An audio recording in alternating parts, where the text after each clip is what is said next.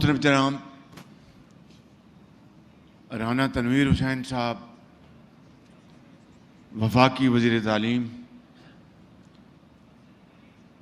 मोहतरम जनाब मौलाना असद महमूद साहब वफाकी वज़ीर मवासलात, मेंबरान कौमी असम्बली जनाब डोगर साहब,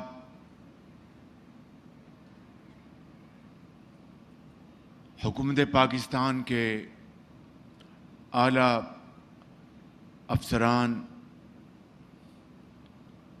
पंजाब हुकूमत के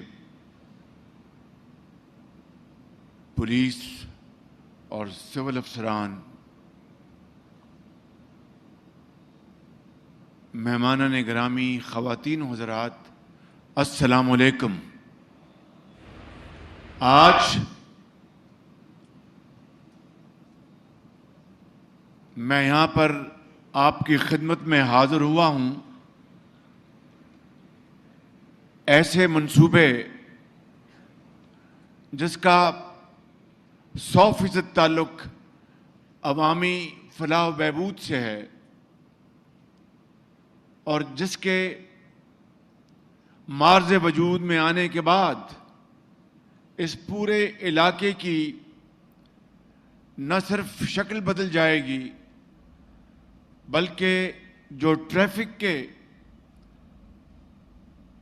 रोज़मर्रा की ज़िंदगी में जो खलल पड़ता है वो इंशाअल्लाह इन मंसूबों की बदौलत बेपनाह उसमें कमी आएगी और कारोबार और ट्रेड और ट्रैफिक वो अल्हम्दुलिल्लाह उसमें बेपनाह इजाफा होगा। यहाँ पर जिस तरह के आपने अभी देखा, मैंने जिनका संगे बुनियाद रखा है, जैसे सॉफ्ट लॉन्च कहते हैं, इसमें एक मंसूबा वो अल्लाह ताला के फजल करम से जो बनने जा रहा है उसके ऊपर तकरीबन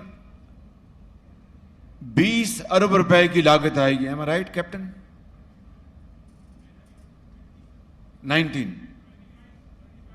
35 सॉरी, 35 अरब रुपए की उसके ऊपर लागत आएगी और ये काला शाह काकू से लाहौर कराची मोटरवे तक 19 किलोमीटर बाईपास तामीर करने का मंसूबा है और इससे पूरे इलाके में एक खुशहाली का इनकलाब आएगा।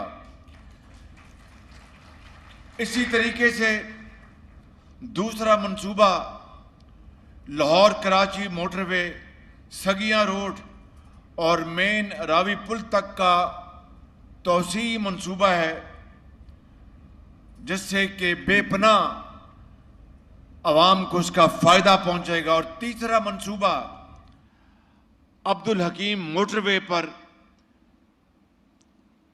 एसन इंटरचेंज की तामीर है। चौथा मंसूबा जिसकी मैंने बुनियाद रखी है अल्लाह ताला के फजल करम से, वो कायदे आज़म यूनिवर्सिटी का कैंपस है, यहाँ पे उसकी तामीर है। पांचवा मंसूबा जिसकी यहाँ पर सॉफ्ट लॉन्च वो है स्काउट कॉलेज। स्काउट कॉलेज का यहाँ पर उसकी तामीर है। और छठा मंसूबा जिसकी मैंने संगे बुनियाद तो नहीं रखा, लेकिन अभी मैं लाहौर में मीटिंग करके आया हूँ वज़ीर आला पंजाब और उनकी टीम के साथ, और वो मंसूबा इंशाअल्लाह उम्मीद है बहुत जल्द यहाँ से शाहदारा से काला शाह काकू मेट्रो बस का उसकी हमने एक्सपेंशन कर रहे हैं इंशाअल्लाह। और इससे बेपनाह लोगों को फायदा पहुंचेगा। जब शाहदारा से काला शाह काकू तक ये मेट्रो बस का आगाज होगा तो मेरे बुजुर्गों, भाइयों और नौजवान साथियों, ये है वो प्रोग्राम जिसकी यादें आपकी जहनों में समाई हुई हैं, नवाज शरीफ के जमाने की। नवाज शरीफ को मैं पाकिस्तान की तरक्की और खुशहाली का मेमार कहता हूं। नवाज शरीफ को मैं पाकिस्तान में बिजली ना होने के अंधेरे खत्म करने का मैं मेमार कहता हूं। नवाज शरीफ को मैं सी पैक मंसूबों का मेमार कहता हूं। नवाज शरीफ को मैं पूरे पाकिस्तान में सड़कों का जाल बिछाने का मेमार कहता हूं। मैं नवाज शरीफ को मैं पाकिस्तान को तरक्की और खुशहाली के रास्ते की तरफ तेजी से ले जाने का पूरा उसका सर पे सेहरा है। मेरे बुजुर्गों, मेरे नौजवान साथियों, याद रखना कि नवाज शरीफ ही वो शख्स है जिसने पाकिस्तान को एशिया का टाइगर बनाने का मंसूबा बना रखा था। बदकिस्मती से, और मेरी बातें जरा गौर से सुन लें, बदकिस्मती से ये तरक्की और खुशहाली का सफर 2018 में खत्म कर दिया गया। ये पाकिस्तान की तरक्की और खुशहाली के खिलाफ एक बहुत बड़ी साजिश थी। मुझे बताएं, अपने दिल पे हाथ रख के बताएं कि अगर नवाज शरीफ को ये 4.5 साल जो जाया हो गए, नवाज शरीफ की हुकूमत होती, PMLN की हुकूमत होती, तो पाकिस्तान कहां चला गया होता? आप इस बात का तसव्वुर कर सकते हैं कि नहीं कर सकते? मुझे बताएं जोर से भाई, जोर से बोले ना, जोर से। नवाज शरीफ वो शख्स है जिसने पाकिस्तान की तरक्की और खुशहाली का नक्शा बदल दिया था। और फिर क्या हुआ? फिर वो दौर आया कि सारी ऑपोजिशन जेलों में चोर और डाकू का लफ्ज कराची से लेकर पेशावर तक दिमागों में समो दिया गया और तरह तरह के इल्जामात लगाए गए। मैं अपनी बात यहां पर नहीं करना चाहता, लेकिन मजबूरन ये बात करना चाहता हूं कि आप की सिर्फ याद दहानी के लिए कि नवाज शरीफ वो शख्स था जिसको जेल में बंद किया गया। जेल में नवाज शरीफ की बेटी को वहां से गिरफ्तार किया गया, पूरी ऑपोजिशन को दीवार से लगाया गया, बेटियों को जेलों में भिजवाया गया, बहनों को भिजवाया गया। और फिर पूरी कौम ने देखा, जो कहते कि 300 अरब डॉलर पाकिस्तान से बाहर पड़े हैं, 3 महीनों में मैं लेके आऊंगा। 3 महीने छोड़ के आज 4 साल गुजर गए हैं, एक धेला नहीं आया। मैं आपका हाफजा सबका बड़ा तेज है, लेकिन ये बातें आज इसलिए गिना रहा हूं कि दिल खून के आंसू रोता है कि ये शेखुपुरा, ये सिंध की वादियां, ये KP के खूबसूरत इलाके और पहाड़, बलूचिस्तान के संगलाख पहाड़ जो तरक्की की मंजिल की तरफ तेजी से बढ़ रहे थे, वो सारी तरक्की रुक गई। मैं पूछता हूं आज आपसे, शेखुपुरा के मेरे बुजुर्गों और बड़े अजीम साथियों और नौजवान दोस्तों, बताओ वो 300 अरब डॉलर जो कहा था न्याजी ने कि मैं लेके आऊंगा 90 दिन में, वो कहां है पैसा? वो अगर वो पैसा आ गया होता तो मैं तो फिर IMF की मिन्नतें और तरले न कर रहा होता। पाकिस्तान आज अपने पांव पर खड़ा होता। वो पैसा है कहां? मुझे बता दे, मैं जाके ले आता हूं वहां से। ये 4 साल तो ला नहीं सके, मां सवाए दिन रात चोर और डाकू का वो गर्दान करते रहे, पैसा एक धेला नहीं आया। और मेरे बुजुर्गों, मेरे भाइयों, मैं आपको आज ये बताना चाहता हूं कि आज ये जो 190 मिलियन डॉलर का जो स्कैंडल है, मेरे खिलाफ भी ये इल्जाम लगा था। ये यहां पर मैं स्टेज पे खड़े होके अपनी सफाई नहीं पेश करना चाहता, वो अल्लाह ताला की जात है जो इंसानों को बचाती है और गुनाहगार मुझ जैसे खताकार लोगों को माफ करती है। लेकिन पाकिस्तान का जिस तरह पंजाबी में कहते हैं कि पैंडा खोटा किया गया, पाकिस्तान को जिस तरह तबाही की तरफ ले जाया गया, मैं वो बातें आज चंद बातें आपसे करना चाहता हूं कि 190 मिलियन पाउंड का जो स्कैंडल है, 190 मिलियन पाउंड कितने अरब बनते हैं भाई? 50 अरब रुपए, 50 अरब रुपए का स्कैंडल ये है। सुन लें कि बर्तानिया में के अकाउंट्स में ये पैसा पड़ा था। बर्तानिया का जो एनसी है, नेशनल क्राइम्स एजेंसी, जिसने मेरे खिलाफ 2 साल तहकीक की, उन्होंने इसकी पूरी तहकीक की और उनको पता लगा ये पैसा जो है ये बर्तानिया में आया, इसकी कोई जस्टिफिकेशन नहीं। उन्होंने आउट ऑफ कोर्ट दूसरी पार्टी से डील की और बर्तानिया की हुकूमत ने, एनसीए ने ये इश्तिहार साथ लगाया कि ये पैसा पाकिस्तान के अवाम का है। सुन ले बात जरा गौर से, ये पाकिस्तान के अवाम का है, लिहाजा ये पाकिस्तान के खजाने में जाएगा। अगर यहां पर बात होती तो बहुत अच्छी बात थी। इश्तिहार दिया बर्तानिया की एजेंसी ने, किसी और ने नहीं, कि ये पैसा 50 अरब रुपए पाकिस्तान के खजाने में जाएगा। मगर वो पैसा पाकिस्तान के खजाने में नहीं आया, वो सुप्रीम कोर्ट ऑफ पाकिस्तान के अकाउंट में चला गया। Supreme court state of Pakistan का एक बड़ा मुअज़्ज़िज़ इदारा है, जिस तरह बाकी इदारे हैं। वो पाकिस्तान की स्टेट नहीं है, सुप्रीम कोर्ट है। पाकिस्तान का जो खजाना जो है, जिसकी वो स्टेट बैंक ऑफ पाकिस्तान है। ये पैसा अगर स्टेट बैंक ऑफ पाकिस्तान में जाता तो बिल्कुल ठीक बात थी। एक, फिर क्या हुआ ये सुनने वाली बात है। हुकूमत पाकिस्तान उस जमाने में नियाजी की हुकूमत, मान ना मान मैं तेरा मेहमान, पार्टी बन गई लंदन में। भाई आपको पार्टी बनने की क्या जरूरत थी? वो पैसा तो पाकिस्तान के खजाने में आ रहा था। आप कौन होते हैं? जिस तरह बारात में बिन बुलाए मेहमान चले जाते हैं और वहां पर प्लेटें साफ कर देते हैं, इसी तरह पाकिस्तान की हुकूमत, नियाजी हुकूमत, बिन बुलाए वहां पर पार्टी बन गई। जुमा झंझनल वहां पर चले गए। भाई तुम्हें क्या तकलीफ थी?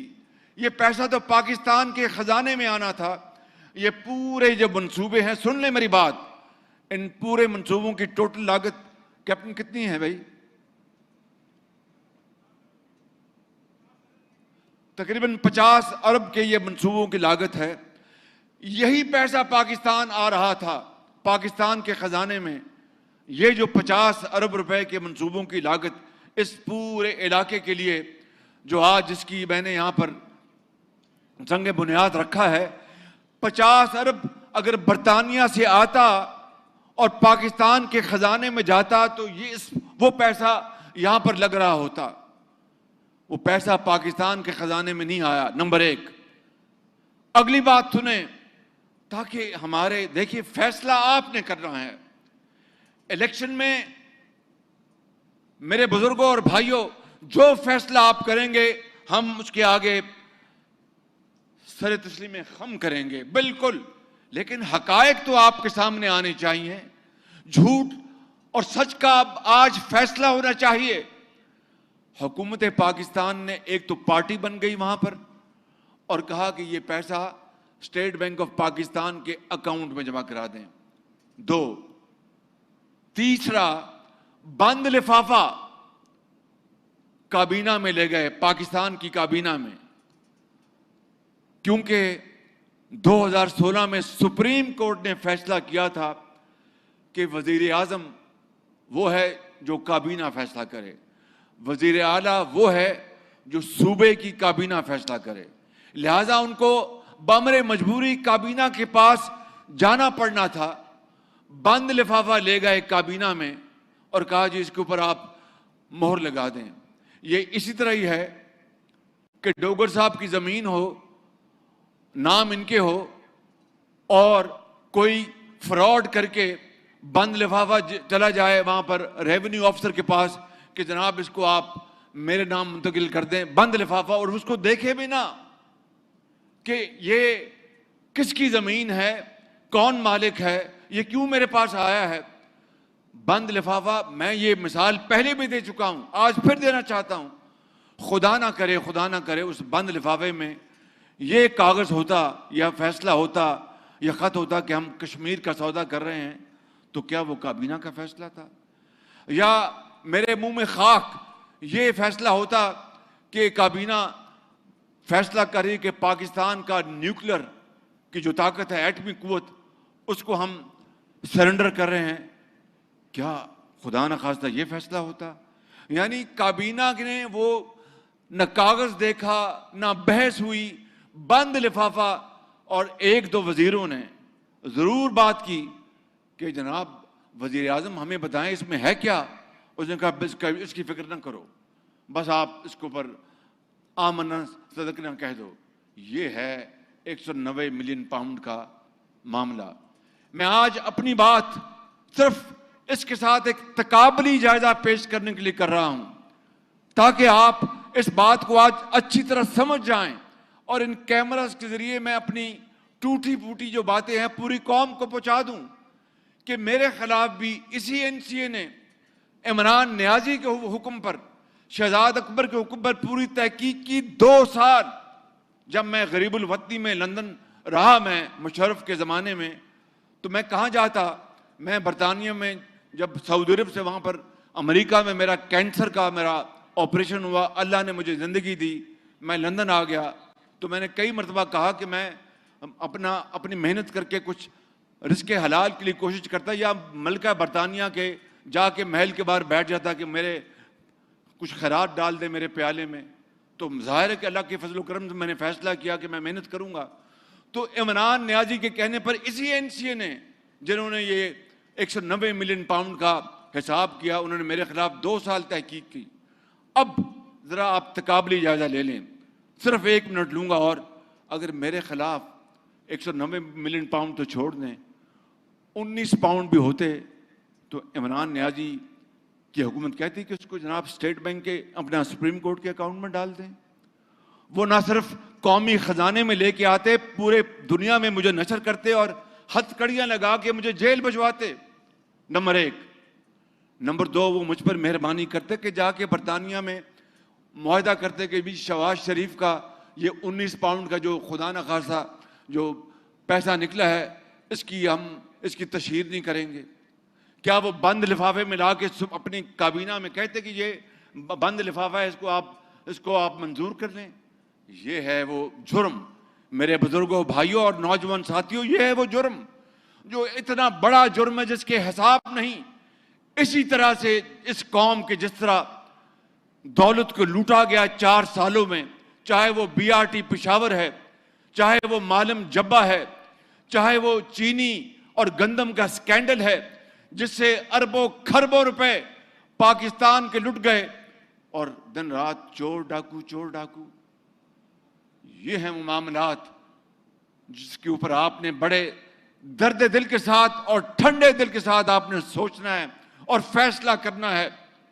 मैं आज ये बातें इसलिए कर रहा हूं कि अब इलेक्शन की आमद है और आप फैसला कर लें कि 2013 से लेकर 2018 तक नवाज शरीफ की क़यादत में इस मुल्क की खिदमत क्या हुई, और उसके बाद 4 सालों में इस मुल्क को किस तरह बेड़ा गर्क इसका किया गया।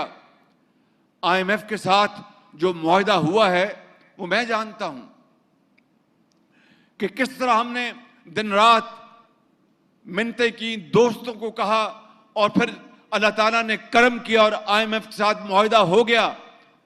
उसमें चीन याद रखना कि कोहे हिमालय की तरह हमारे साथ खड़ा रहा।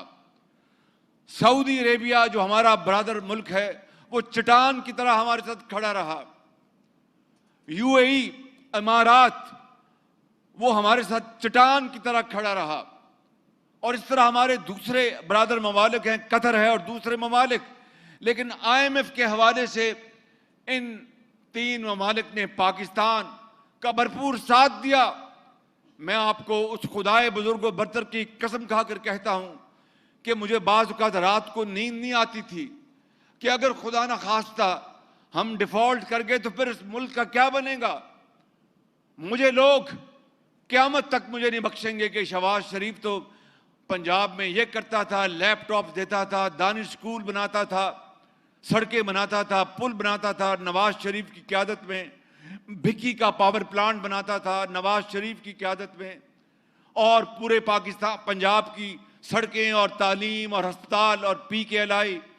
इस शहबाज शरीफ ने अब वफाक में आके ये क्या कर दिया, पाकिस्तान को डिफॉल्ट करा दिया। ये जब ख्याल मेरे जहन में आता था तो रात को नींद उड़ जाती थी। लेकिन उस मालिक ने करम किया, उस मालिक ने फजल किया और रहम किया कि उसने हमें डिफॉल्ट से बचाया। और खुदा ताला के फजल करम से पाकिस्तान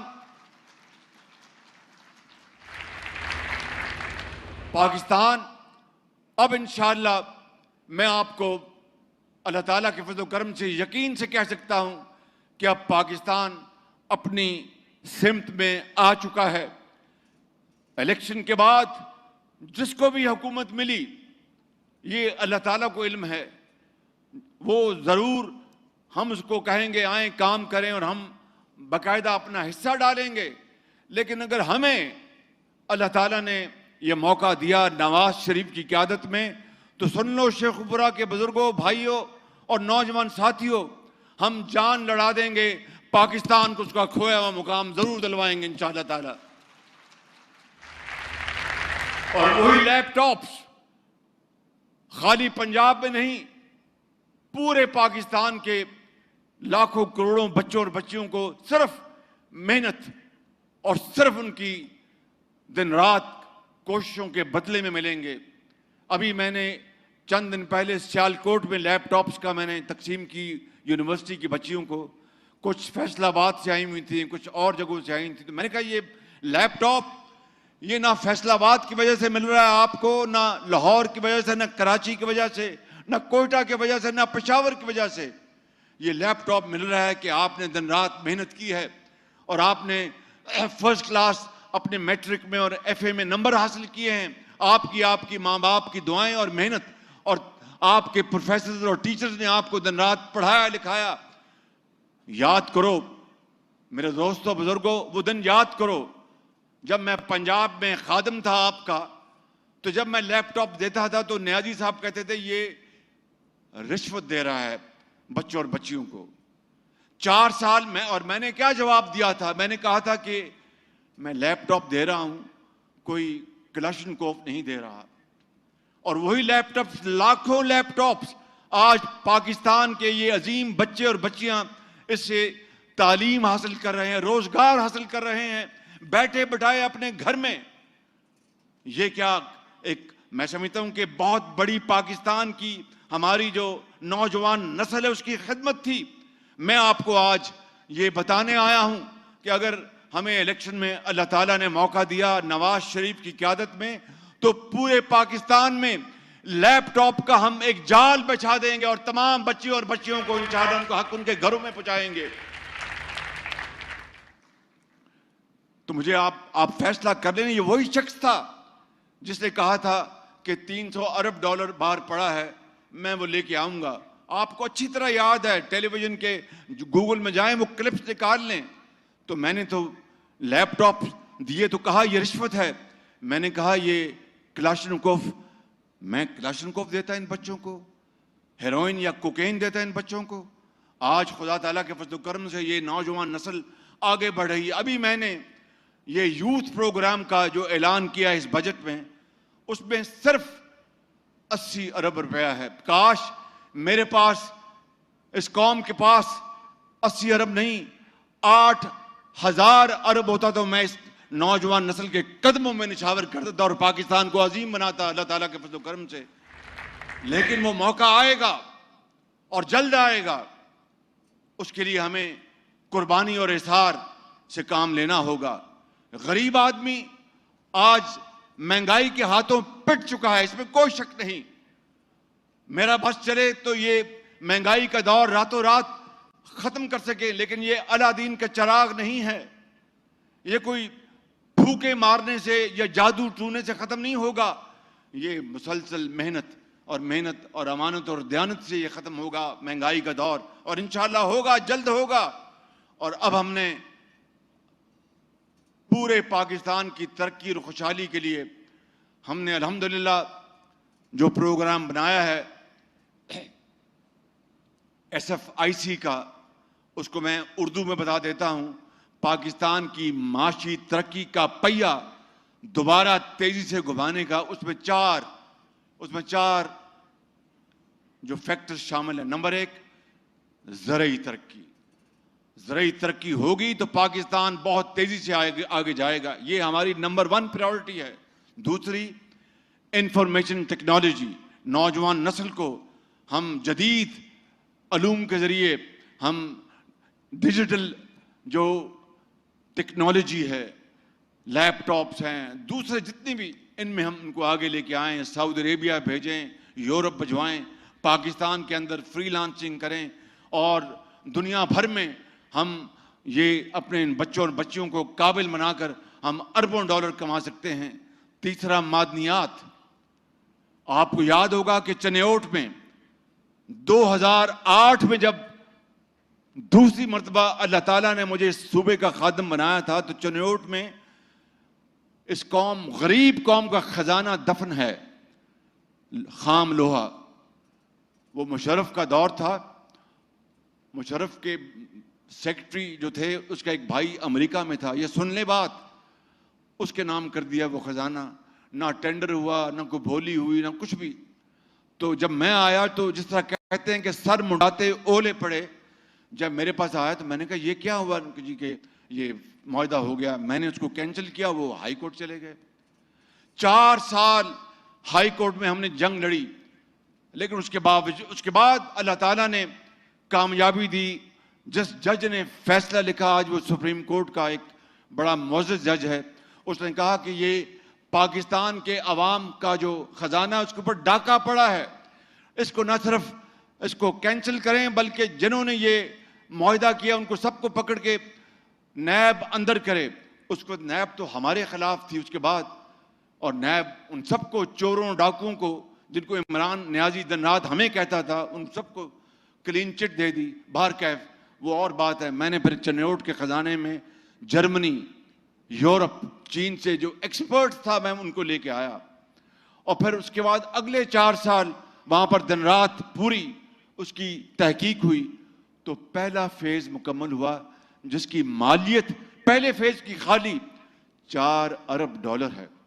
अंदाजा करें, यह है वो खजाना जो अल्लाह ताला ने सिर्फ पंजाब में नहीं, बलूचिस्तान में दिया है, सिंध में दिया है, केपी में दिया है, और कश्मीर में और गिलगित बल्तिस्तान में। मगर हमने इन खजानों से कोई फायदा नहीं उठाया, गरीब अवाम की हालत नहीं बदली।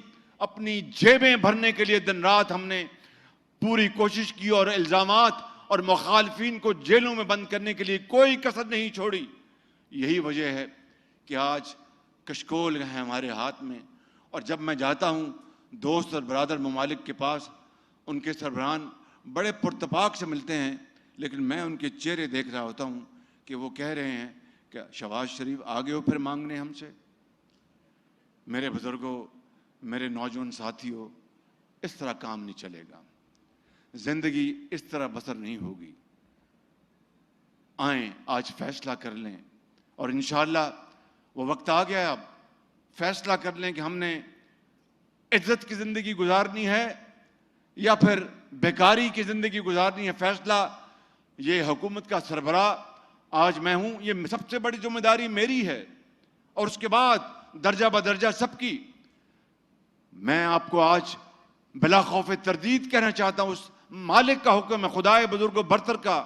कुरान करीम में वो जगह जगह फरमाता है कि मैं किसी की मेहनत ज़ाया नहीं करता। हाँ, ये जरूर कहो कि ये मैंने मेहनत की है, इंशाअल्लाह अल्लाह ताला मुझे उसका अजर अता फरमाएगा। तो मैं आज आपको बताने आया हूं कि अब वक्त आ गया है कि IMF के पास इंशाअल्लाह खुदा करे कि हम दोबारा क़यामत तक न जाएं और दिन रात मेहनत करें और पाकिस्तान को अजीम बनाएं, और ये अजीम बनेगा और जरूर बनेगा। शर्त यह है कि मुझ समेत तमाम अशराफिया, ये सियासतदान, ये जज, ये जर्नैल, ये जो ब्यूरोक्रेट्स, ये पुलिस अफसर और ये जितने भी सरकारी अफसरान हैं, हम सब मिलकर और अवाम को रास्ता दिखाएं। अवाम हमसे बहुत तेजी से आगे भागेगी और इस मुल्क को अजीम बनाएगी। कायद आज़म ने इसीलिए पाकिस्तान का ख्वाब देखा था, हजरत कायद आज़म ने, और अजीम कुर्बानियां दी गई थी। लाखों लोगों ने, आपके बुजुर्गों ने, आपके अजीम बुजुर्गों ने, जो जिनमें आज दुनिया में नहीं होंगे, उन्होंने अपने खून से पाकिस्तान की लकीर खींची थी। तो आए आज फैसला कर लें, वक्त आ गया है मेरे बुजुर्गों। ये सड़कें, ये पुल, ये मदरसे, ये हस्पताल, ये तभी बनेंगे जब कौमी खजाने में पैसा होगा। और अगर 190 मिलियन पाउंड की तरह काबीना को अगर धोखा देना है और 190 मिलियन पाउंड कौमी खजाने में लाने के बजाय किसी और जगह पहुंचाना है, तो फिर कभी आप तरक्की का सोच भी नहीं सकते। मैं समझता हूं कि ये वो शेर है जो मैं यहां पढ़ना चाहता हूं। शहर को बर्बाद करके रख दिया उसने मुनीर, शहर को बर्बाद करके रख दिया उसने मुनीर, शहर पे ये जुल्म मेरे नाम पर उसने किया। मगर मैं यहां पर ये आखिरी बात आपको कहना चाहता हूं शायराना अंदाज में कि जब अपना काफिला अज़्मो यकीन से निकलेगा, जब अपना काफिला अज़्मो यकीन से निकलेगा, जहां से चाहेंगे रास्ता वहीं से निकलेगा। वतन की मट्टी मुझे एड़ियां रगड़ने दे, मुझे यकीन है चश्मा यहीं से निकलेगा। पाकिस्तान, पाकिस्तान, कायदे आज़म